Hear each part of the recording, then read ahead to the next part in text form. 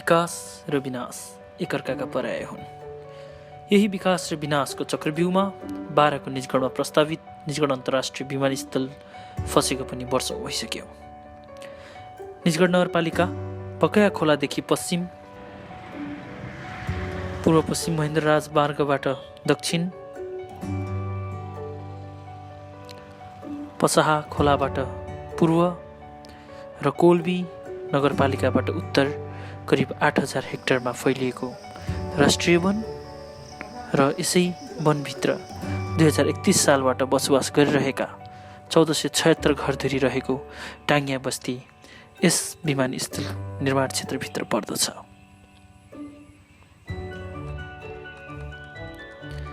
दुई दशक अघिदेखि चर्चामा रहेको यस विमानस्थल यसै वर्षबाट फेन्सिङ र ट्यागिङको कार्य भइरहेको छ। यो लकडाउनको बेलामा पनि पसाहा खोलामा रिभर ट्रेनिङको काम भइराखेको छ। फेन्सिङको काम हामीले सकिसक्यो। फेन्सिङको काम व्यवस्थापनको लागि इन्टरनल होमवर्क धेरै भइसकेको छ। अब डिसिजन लेभलमा छ, डिसिजन भइसकेको छैन, तर होमवर्क भइसकेर हामीले के गर्न सकिन्छ हैन अप्सनहरू पनि त्यहाँ स्टडी भएर माथिल्लो निकायमा पुगिसकेको छ। अब निर्णय भइसकेपछि मात्र हामीलाई भन्न मिल्छ। करिब 24 लाख रुख कटान गर्नुपर्ने अनुमान गरिएको यस विमानस्थलको विभिन्न सङ्घ संस्था, व्यक्ति, वातावरणविदहरूले राष्ट्रिय तथा अन्तर्राष्ट्रिय रूपमा विरोध जनाइरहेका छन् र हालै मात्र सर्वोच्च अदालतमा यस सम्बन्धी मुद्दा विचाराधीन अवस्थामा छ। पहिलो त यो रुख यहाँ निजगढ एयरपोर्ट बन्ने र यसको रुखको कटानको विषय चाहिँ अदालतमा सम्मानित अदालतमा विचाराधीन रहेको अवस्थामा तपाईको यसमा चाहिँ विभिन्न तरिकाको रुमरहरू बाहिर यहाँ यति रुख काट्यो, यति पोल काट्यो भन्ने कुरा जुन हल्ला छ, भोलि चाहिँ अदालतलाई डिसिजन गर्ने बेलामा पनि एक्चुअल रूपमा चाहिँ यो क्षेत्रमा कति रुख र कति पोल छ, कुन जातको कति छ भन्ने कुरा एउटा तथ्याङ्क आउँछ जसले चाहिँ डिसिजन मेकरलाई चाहिँ डिसिजन गर्न सजिलो हुन्छ। र अर्को चाहिँ यहाँ भोलि चाहिँ यहाँ चाहिँ एयरपोर्ट बनाउने र यहाँको रुख काट्ने भन्ने कुरा भएपछि भोलि चाहिँ यही तथ्याङ्कको आधारमा, यही हामीले लगाएको नम्बरिङको आधारमा भोलि मन्त्री परिषदलाई चाहिँ यसको रुख पोल काट्ने कुरालाई डिसिजन गर्नलाई यसले चाहिँ सजिलो गर्न सक्छ र हामीले यो अनुमानित भरमा लिएको तपाईँको तथ्याङ्कलाई चाहिँ हामीले अहिले चाहिँ एक्चुअल के हो भन्ने कुरा चाहिँ हामीले बाहिर ल्याउन सक्छौँ। त्यसको लागि यो चाहिँ रुख पोलको नम्बरिङ भयो। दशकौँदेखि वन क्षेत्रभित्र बसोबास गरिरहेका टाङ्गिया बस्तीका स्थानीय बासिन्दाहरू उचित शिक्षा, बिजुली बत्ती, खाने पानी र अन्य सेवा सुविधाबाट वञ्चित रहँदै आइरहेका छन्।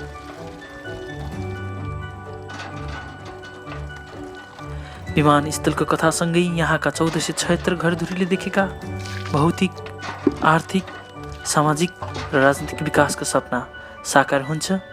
या वर्षौँदेखि बसोबास गर्दै आइरहेका आफ्नो घर जग्गा र सुनौलो भविष्यको कल्पना विमानस्थलसँगै विनाश भएर जान्छ। यहाँका स्थानीयवासीहरू अन्यलमै छन्। अब हामी यहाँ बसेको 31-32बाट सुरु हुँदै हुँदै हुँदै हुँदै अहिले 77 भयो। अनि हामी विकासको अवरोध गर्दैनौँ, विकास विरोधी होइन। भन्दा भन्दा यो 77मा पुग्यो। हेर्नु 50 सालबाट यो कुरो उठेको। यहाँ विमानस्थल बन्नै पर्छ। ल हुन्छ, ठिक छ, बन्नुपर्छ। हामी विकास विरोधी होइन, हाम्रो व्यवस्थापन हुनुपर्छ भनेर हामीले ताली बजाएकै भरमा हामी कुनै पनि विकासबाट वञ्चित छौँ। इन्तासम्म एयरपोर्ट बनिया छैन। हेर्नुहोस् है, अब के भने हामीलाई बस्ती स्थानान्तरको लागि कुन ठाउँमा भनेर चाहिँ सरकारले पनि हामीलाई तोकेको छैन। उही एउटा हावाको जस्तो कुरो भइरहेछ यो चौतारामा। हेर्नुहोस् है, जति पनि आउँछ चौतारामा बस्छ, हामी ताली बजाउँछ। विकास विरोधी होइन, ठिक छ, विकास हुनुपर्छ, एयरपोर्ट बन्नै पर्छ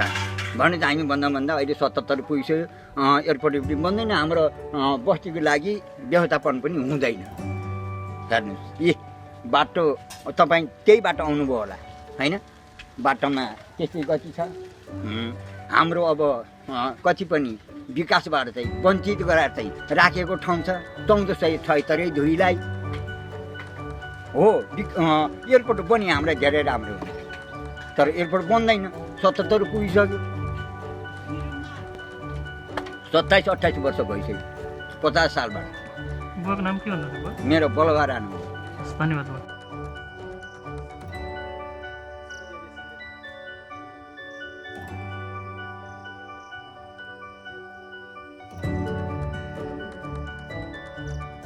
यताको पार्टलाई दुई भाग बाँडेको छौँ र अहिले यो भागमा चाहिँ हामी यहाँ छौँ यतातिर छौँ योभन्दा माथि पनि एउटा प्लट छ क्या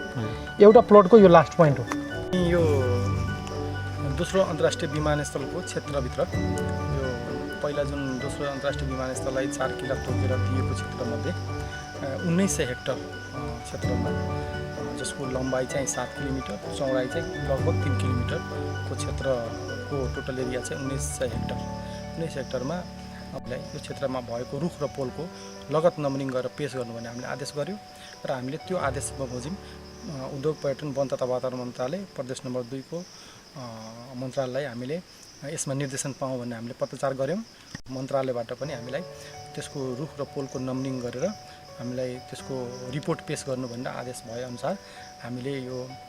सिभिल एभिएसन अथोरिटीसँग यसमा चाहिने लागतको लगत अनुमान तयार गरेर स्रोत र साधनको लागि चाहिँ सिभिल एभिएसनलाई लेख्नु र उहाँले को माथिल्लो निकायबाट पनि यसको काम अगाडि बढाउने त्यसका लागि चाहिने स्रोत साधन चाहिँ रकम लगत अनुमान बमोजिमको रकम चाहिँ निकासा गरेर वन कार्यालय यो डिभिजन वन कार्यालयको खातामा पठाउने र काम गर्ने भनेर पहिलो चरणमा यसरी चाहिँ प्रक्रिया पुरा गरिसकेपछि हामीले योबाट वर्किङ युनिटमा विभाजन गरेका छौँ र अहिले हामीले उभिरहेको पहिलो वर्किङ युनिट हो यसमा चाहिँ हामीले तपाईको रुख र पोलको नम्बरिङ कार्यको लागि 4 वटा टोली जसमा 1 जना वन प्राविधिक र 4 जना स्थानीय लेबर गरेर 4 जनाको दरले 16 जना लेबर र 4 जना वन प्राविधिक 20 जनाको टोली चाहिँ प्रत्येक दिन बिहानदेखि बेलुकासम्म यसमा रुख पोलको लगत नम्बरिङ लिने काममा खटेको छ र फर्मेट छ त्यो फर्मेट अनुसार उहाँहरू चाहिँ जङ्गलमा आउनुहुन्छ र यो रुखको जात त्यसको गोलाइ त्यसको हाइट र गुणस्तरको चाहिँ तथ्याङ्क चाहिँ पहिलादेखि बनाएको फर्मेटमा टिप्नुहुन्छ र त्यो रुखको ट्याग भन्छ हामीले जुन यहाँहरूले देखिरहनु भएको छ यस्तो ट्यागमा चाहिँ त्यो ट्याग चाहिँ हामीले ठोक्छौँ त्यो भर्याङ लगाएर कसैले निकाल्न नसक्ने गरी हामीले ट्याग ठोक्छौँ र त्यो तथ्याङ्क चाहिँ हाम्रो फर्मेटमा टिपिन्छ र त्यसलाई चाहिँ बेलुका गएर त्यसलाई चाहिँ हामीले इन्ट्री गरेर राख्छौँ र यो क्षेत्रमा चाहिँ एक्चुअल रूपमा चाहिँ रुख र पोलको सङ्ख्या कति छ त्यसबाट कुन कुन जातको कति छ र त्यसबाट कति काठ दाउराको परिणाम आउँछ भनेर हामीले एनालाइसिस गरेर त्यसका रिपोर्ट बनाएर एवं रूपले 12वटै युनिटमा हामीले चाहिँ काम गर्छौँ र त्यसको रिपोर्ट चाहिँ हामीले प्रदेश मन्त्रालय र वन तथा भू संरक्षण विभागमा पठाउँछौँ।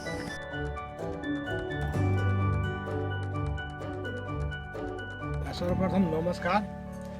मेरो नाम टिकाबहादुर अधिकारी, म टाङ्गियावासी। अब पदतिर म गएन, विभिन्न किसिमका पदहरू के बताइरहनु आफै मोबाइल भएन। रुख काट्ने क्रममा चाहिँ नि अब विकास गर्दा विनाश गर्नुपर्छ। विकास राष्ट्रिय गौरव योजना हुनु पनि पर्छ, गर्नु पनि पर्छ। तर रुख काट्ने क्रममा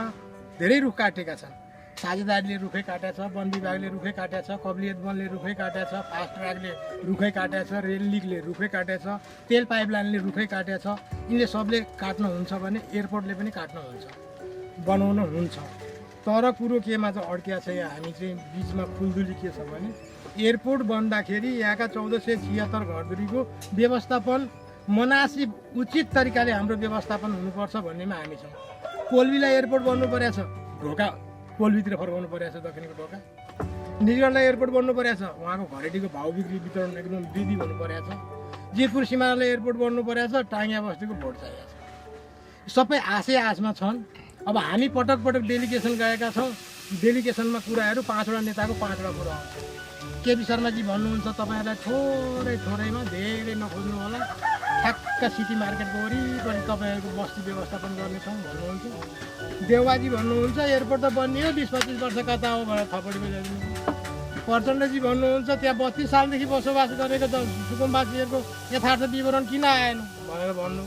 दयाराम दाहालजी हाम्रो सभासद हुनुहुन्थ्यो, उहाँले भनिदिनु उहाँहरूको बोल्ने मान्छे भएन। उहाँहरूको कुरो ल्याइदिने मान्छे भएन भन्नु वास्तविक हुन पनि हो हाम्रो बोलिदिने मान्छे पनि भएन हाम्रो कुरो त्यहाँ सम्बन्धित निकायमा पुर्याइदिने मान्छे पनि भएन विकासलाई विनाश हुन्छ रुख काट्न हुन्छ तर 1476 घर धुरीको चाहिँ नि मनासिब हामीलाई 2 बिघा 5 कठा चाहिएको छ एक घर एक रोजगार चाहिएको छ हामीलाई चाहिँ यहाँ 3 किलोमिटर परिसरभित्र हाम्रो बसोबास हुनुपर्छ हामीलाई लालपूर्जा सहितको चाहिँ 2 बिघा 5 कठा भनेको छ तर 2 बिघा 5 कठाको नीति छैन त्यो सरकारले नीति ल्याउने कुरा हुन् त्यहाँ कति दिनुपर्ने हो कतिमा हाम्रो चित्त बुझाउने हो त्यो सरकारले हामीलाई यथार्थ कुरो ल्याउनु पर्यो अहिले सुन्नमा आएको छ यहाँ भद्रकाली पिलुवातिर चाहिँ अलिकति जग्गा छ अरे कता कोल्बी साइडतिर अलिकति जग्गा छ अरे तपाईँहरूलाई ती चाहिँ बस्ती स्थानान्तरण गर्ने भनिएको छ कोल्बी साइडतिर सबै वृक्षारोपण गरेर त्यहाँतिर भएका चोक्टा चाक्टी पनि परिपूर्ति गरिसक्यो हामीलाई लगेर राख्ने ठाउँ त्यहाँ पनि देखिँदैन र अब हाम्रो भनाइ विकास हुनुपर्छ रुख काट्नुपर्छ तर एयरपोर्टलाई कति चाहिने हो त्यति मात्रै रुख काट्नुपर्छ भन्ने मेरो भनाइ हो छ म यहीँ अन्त्य गरेँ धन्यवाद।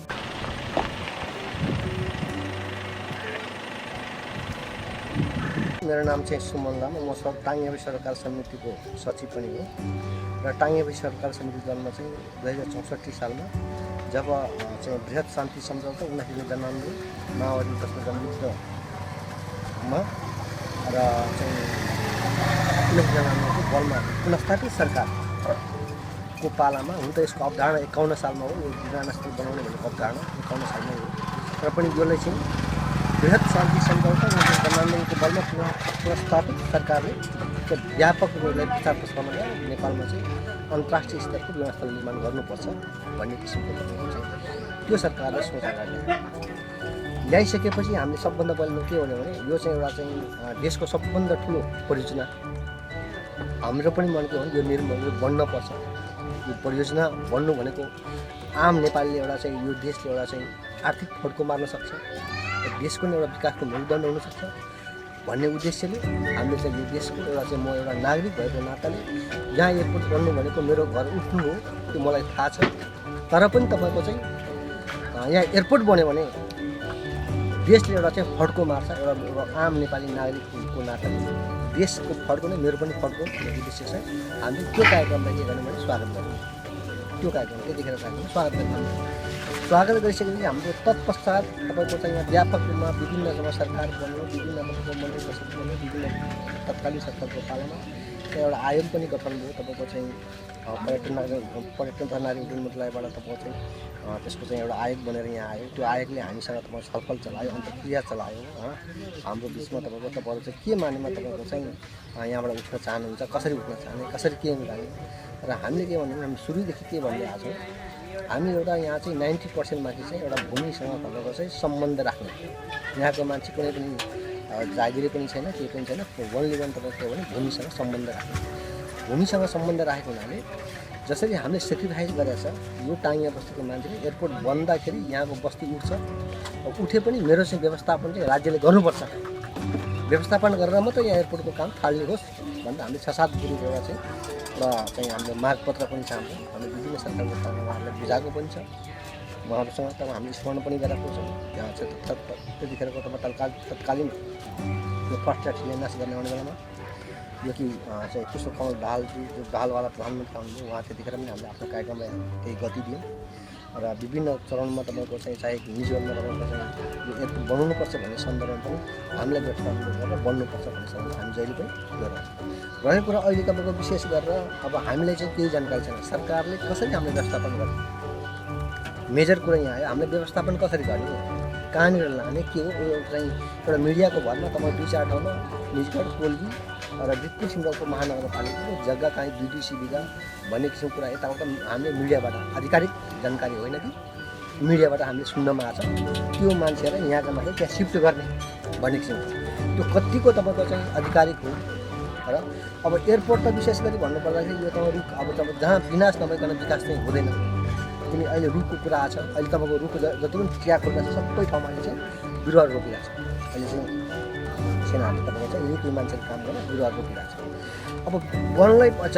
पनि एउटा चाहिँ वातावरणलाई पनि नबिथोलिकन यहाँको अहिले नियम के छ तपाईँको एउटा रुख काटेको बापत 25वटा रुख रोप्नु पर्छ भन्ने एउटा चाहिँ नम्स छ त्यो नम्सलाई टेकेर पनि र तपाईँ त्यो रुख चाहिँ रोप्ने एउटा चाहिँ मापदण्ड तयार सरकारले राज्यले गर्नुपर्छ। हाम्रो स्थानीय तहहरू छ, अहिले चाहिँ अब चाहिँ स्थानीय तहहरू छ 756 स्थानीय तह छ। त्यो स्थानीय तहहरूमा तपाईँको चाहिँ त्यो डिभाइड गरेर दियो भने त्यो सरकारले त्यसको व्यवस्थापन गर्ने स्थानीय सरकारलाई दियो भने त्यसले एउटा दिगो रूपमा त्यो चाहिँ वन व्यवस्थापन हुन्छ। त्यसले यहाँको वन क्षति भएको वन त्यहाँ रोप्न पनि सक्छ। धेरै बन्जर भूमिहरू छ, धेरै तपाईँको चाहिँ जग्गाहरू छ, त्यो जग्गामा रोप्न सकिन्छ। तसर्थ सबभन्दा पहिला त टाङ्गिया बस्तीलाई जनतालाई व्यवस्थापन भएन भने भोलि यो विषयमा तपाईँको चाहिँ नचाहँदा पनि हामी एयरपोर्ट नबढाउँ भन्ने दिन पनि नआउनु बेरो छैन। किन अहिलेसम्म हामी चाहिँ के छ भने ट्र्याकमा छौँ र एयरपोर्ट बढ्नुपर्छ र हाम्रो व्यवस्थापन गरेर मात्रै बढ्नुपर्छ। हाम्रो मागलाई पुरा गरेर चाहिँ जमिनको व्यवस्थापन गरेर हामीलाई तपाईँको चाहिँ त्यो गरेर बढ्नुपर्छ भन्ने हाम्रो मत हो। अहिले सरकार समिति, टाङ्गिया सरकार समितिको यो एउटा मत हो, एउटा हामी सबैको एउटा मत हो।